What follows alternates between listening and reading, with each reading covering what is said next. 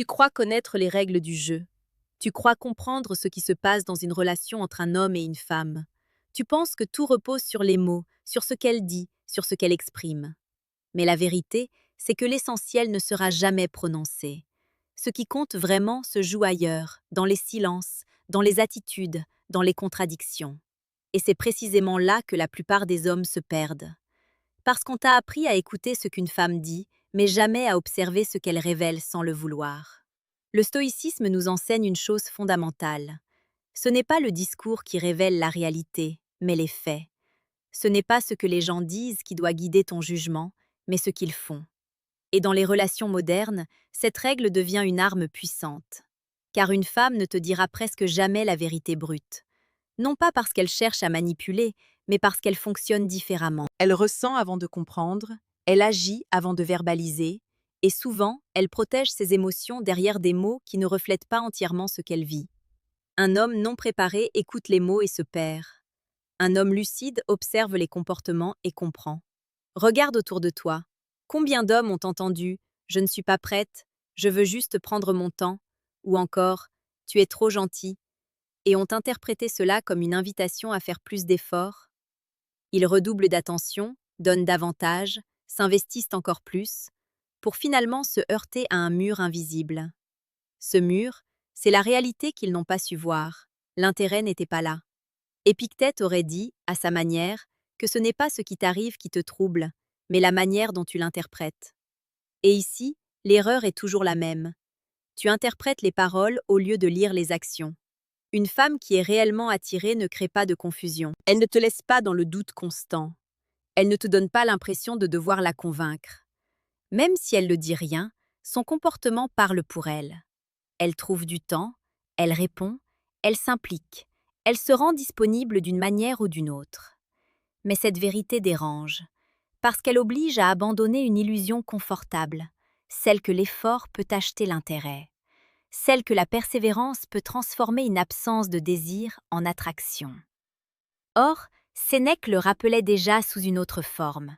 Ce qui dépend de toi mérite ton énergie, le reste ne mérite que ton détachement. Et c'est là que beaucoup échouent. Ils s'attachent à ce qu'ils ne contrôlent pas. Ils veulent forcer une dynamique qui ne leur appartient pas. Ils s'épuisent à essayer de devenir suffisants aux yeux de quelqu'un qui, en réalité, a déjà décidé inconsciemment. Une femme ne dira presque jamais clairement « je ne ressens rien pour toi ». Elle va adoucir, contourner, éviter la brutalité. Mais ses actes, eux, seront sans ambiguïté. Distance, indécision, priorité ailleurs. Et si tu refuses de voir cela, tu entres dans un piège dangereux, celui de l'auto-illusion. Marc Aurèle écrivait pour lui-même que l'homme doit toujours revenir à la réalité nue, sans la déformer par ses désirs. Et c'est exactement ce qui est en jeu ici. Es-tu capable de voir la réalité telle qu'elle est, ou seulement telle que tu aimerais qu'elle soit? Parce que la vérité cachée, celle que peu d'hommes acceptent, c'est que l'attraction ne se négocie pas. Elle ne se construit pas à coups de sacrifices désespérés. Elle naît d'une dynamique invisible, d'une perception, d'une énergie que tu dégages sans même parler. Et paradoxalement, plus tu cherches à plaire à tout prix, plus tu détruis cette dynamique. Pourquoi? Parce que tu abandonnes ta position, tu deviens réactif, tu attends ses réponses, ses signes, ses validations. Tu n'es plus centré sur toi-même, tu es centré sur elle. Et dans ce basculement, tu perds ce qui crée justement l'attraction, ta stabilité intérieure. Le stoïcisme insiste sur un point essentiel. La maîtrise de soi est la seule vraie puissance. Un homme qui dépend émotionnellement du comportement d'une femme n'est pas libre. Il est enchaîné. Et cette dépendance se ressent immédiatement, même sans mots. C'est pour cela que certaines femmes diront apprécier un homme différent, sans jamais pouvoir expliquer pourquoi. Ce qu'elles perçoivent en réalité, c'est cette maîtrise, cette capacité à ne pas courir après, à ne pas supplier, à rester ancrée, même dans l'incertitude. Mais attention, cela ne signifie pas devenir froid ou distant artificiellement. Ce serait encore une réaction, donc une forme de dépendance. La vraie maîtrise n'est pas un jeu, elle est un état. C'est la capacité à vouloir sans s'attacher, à apprécier sans dépendre, à investir sans se perdre. Et c'est exactement ce qui manque à la majorité des hommes aujourd'hui. Ils veulent être aimés, mais ne sont pas solides seuls. Ils cherchent une validation extérieure pour combler un vide intérieur. Et ce vide, aucune femme ne peut le remplir durablement. Au contraire, il repousse. Une femme ne te dira jamais clairement « Je ressens ton manque de solidité », mais elle le ressentira, et elle agira en conséquence. C'est là que le regard stoïcien devient une boussole. Il te ramène toujours à une question simple. Qu'est-ce qui dépend de moi? Ton attitude, ton énergie, ta vision, ton détachement. Pas son intérêt, pas ses sentiments, pas ses décisions. Et une fois que tu intègres cela profondément, quelque chose change. Tu arrêtes de courir. Tu commences à observer. Tu deviens plus calme, plus lucide. Et paradoxalement, c'est souvent à ce moment-là que les dynamiques s'inversent. Parce que tu n'es plus dans le besoin. Et le besoin est toujours perçu comme une faiblesse. Tu commences alors à voir les choses différemment. Ce qui te semblait autrefois confus devient limpide. Les comportements prennent plus de sens que les paroles. Et surtout, tu arrêtes de te raconter des histoires pour éviter de faire face à la réalité. Car oui, il faut du courage pour voir clair. Il faut du courage pour accepter qu'une femme qui te plaît ne soit pas intéressée, malgré tous tes efforts. Il faut du courage pour comprendre que tu ne peux pas convaincre quelqu'un de ressentir quelque chose qu'il ne ressent pas. Et il faut encore plus de courage pour ne pas le prendre comme une remise en question de ta valeur. C'est là que la majorité échoue. Ils confondent rejet et dévalorisation. Ils pensent que si une femme ne les choisit pas, c'est qu'ils ne sont pas assez intéressants, pas assez séduisants, pas assez importants. Alors ils compensent. Ils en font plus. Ils donnent plus. Ils s'adaptent, se modifient, se trahissent parfois, dans l'espoir silencieux d'être enfin choisis. Mais un homme qui se transforme pour être accepté perd ce qui faisait sa singularité. Sénèque rappelait que celui qui dépend du regard des autres ne se possède plus lui-même. Et dans les relations, c'est une vérité brutale. Plus tu cherches à être validé, plus tu te places en position inférieure. Non pas parce que tu es inférieur, mais parce que ton comportement le suggère. Une femme ne dira jamais « je te vois comme inférieur », mais elle ressentira inconsciemment cette dynamique, et elle y réagira. Regarde les situations où un homme devient trop disponible, trop prévisible, trop acquis. Au début, il pense bien faire, il montre son intérêt, il rassure, il s'implique. Mais progressivement, quelque chose s'éteint. L'intérêt diminue, les réponses deviennent plus froides, l'énergie change. Pourquoi? Parce que ce qui crée l'attraction, ce n'est pas la disponibilité totale. C'est la tension entre présence et indépendance. C'est le fait de sentir que l'autre existe pleinement, avec ou sans toi. Marc Aurèle écrivait que l'homme doit se suffire à lui-même, même au milieu des autres. Et cette idée est essentielle ici. Une femme n'est pas attirée par un homme qui a besoin d'elle pour exister. Elle est attirée par un homme qui choisit de l'inclure dans une vie déjà pleine. Et ce choix fait toute la différence. Parce qu'il n'est pas motivé par le manque, mais par l'abondance. Tu n'es pas là pour combler un vide. Tu es là pour partager une direction. Mais encore une fois, cela ne sera jamais dit explicitement. Elle ne te dira pas « Je veux sentir que tu pourrais partir sans t'effondrer ».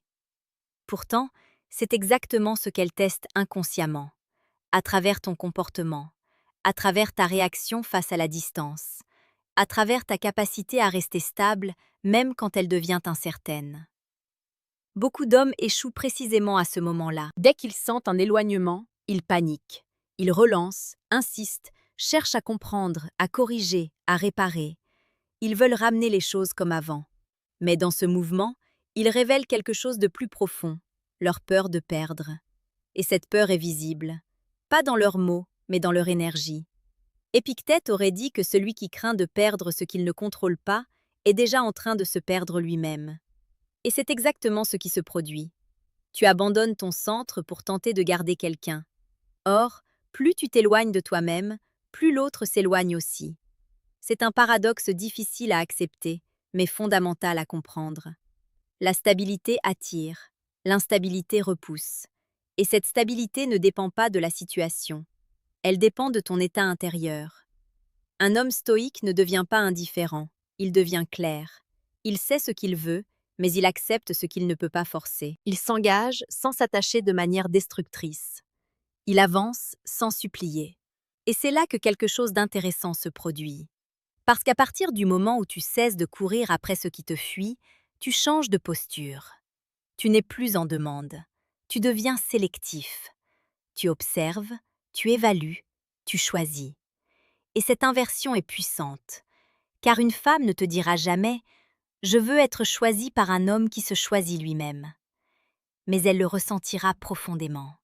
Elle percevra que tu n'es pas prêt à accepter n'importe quoi, que tu as des standards, que tu n'es pas prêt à sacrifier ta paix pour une attention incertaine. Et c'est précisément ce qui crée le respect. Pas les mots, pas les promesses, mais la cohérence. Une cohérence entre ce que tu dis, ce que tu fais et ce que tu tolères.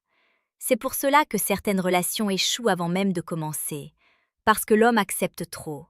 Trop de flou, trop d'attentes, trop d'ambiguïté. Il espère que les choses vont s'améliorer, que le temps va arranger la dynamique. Mais le temps ne corrige pas une mauvaise base, il l'amplifie. Et plus tu restes dans une situation déséquilibrée, plus tu renforces ce déséquilibre. Sénèque disait que la souffrance vient souvent de ce que nous refusons de voir dès le départ. Et dans les relations, c'est une vérité implacable. Les signes sont là très tôt, mais ils sont ignorés, rationalisés, minimisés. Pourquoi? Parce que tu veux que ça marche, parce que tu es déjà investi émotionnellement, parce que tu préfères espérer plutôt que confronter. Mais un homme lucide ne fuit pas la vérité. Il la regarde en face, même si elle dérange. Et c'est ce regard qui change tout, car il te libère. Il te libère de l'attente inutile. Il te libère de l'illusion. Il te libère du besoin de validation. Et à partir de là, tu deviens dangereux, dans le bon sens du terme. Pas parce que tu manipules, mais parce que tu n'es plus manipulable. Tu n'es plus affecté par chaque variation d'attention. Tu n'es plus dépendant d'un message, d'un signe, d'une réponse. Tu restes stable, centré, aligné. Et cette énergie est rare, extrêmement rare. C'est pour cela qu'elle attire, sans effort apparent, sans stratégie visible, juste par présence. Et c'est aussi à ce moment-là que beaucoup d'hommes commencent à voir un changement dans leur réalité. Les interactions deviennent plus simples, les dynamiques plus naturelles, les tensions inutiles disparaissent, parce qu'ils ont arrêté de lutter contre ce qui n'est pas sous leur contrôle. Si ce que tu entends ici résonne en toi, c'est probablement que tu es déjà en train de changer ta manière de voir les choses. Et c'est exactement ce genre de prise de conscience qui mérite d'être cultivé. D'ailleurs, si ce type de réflexion t'apporte quelque chose de concret, tu sais déjà ce qu'il te reste à faire pour ne rien manquer de ce qui va suivre. Mais ce n'est que le début. Car il reste une vérité encore plus profonde, encore plus dérangeante.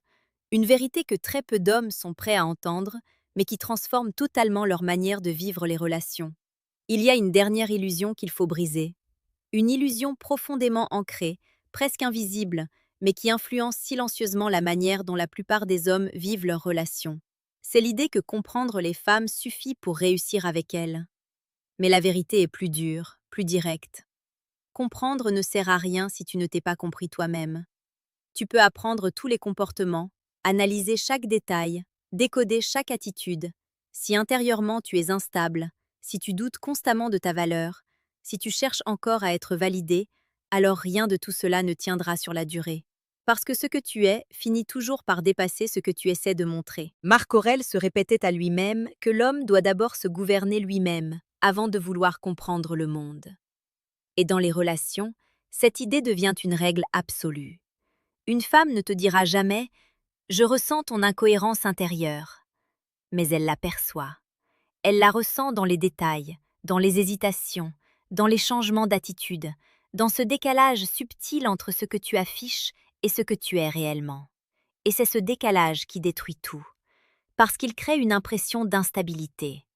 Et rien ne fait fuir plus rapidement que l'instabilité émotionnelle.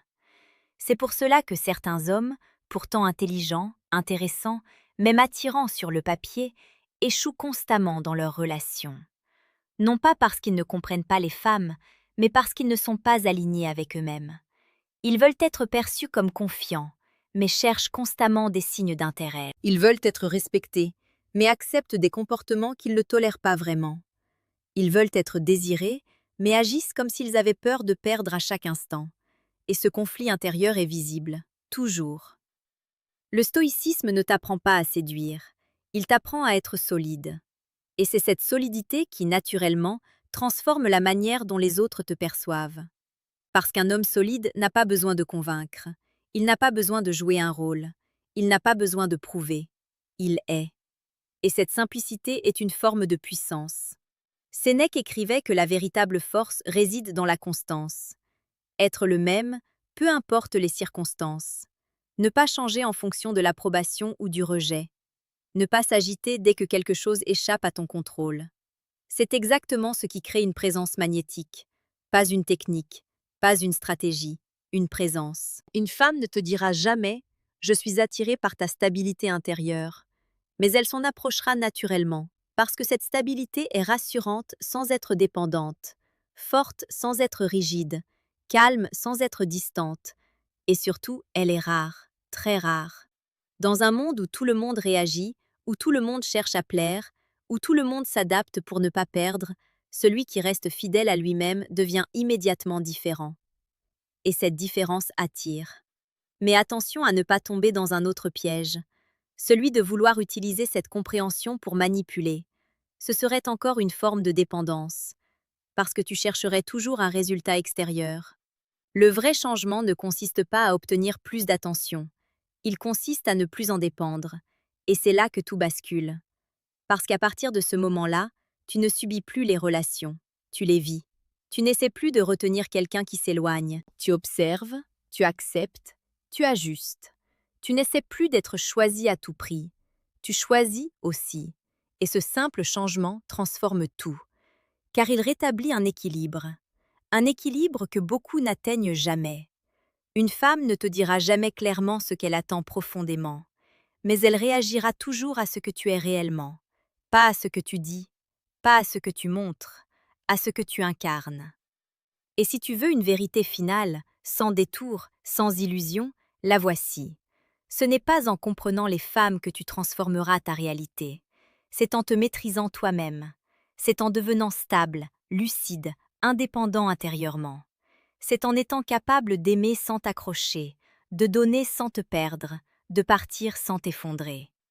Et paradoxalement, c'est à ce moment précis que tu deviens le plus attirant, parce que tu n'as plus besoin de l'être. Petite parenthèse les amis, j'ai créé un manuel complet sur la séduction stoïque. Il t'apprend comment parler avec maîtrise pour créer une vraie attraction. Le lien est en première ligne de la description. On continue. Alors retiens bien ceci. Tout ce que tu cherches à l'extérieur commence à l'intérieur. Tout ce que tu veux comprendre chez l'autre commence par toi.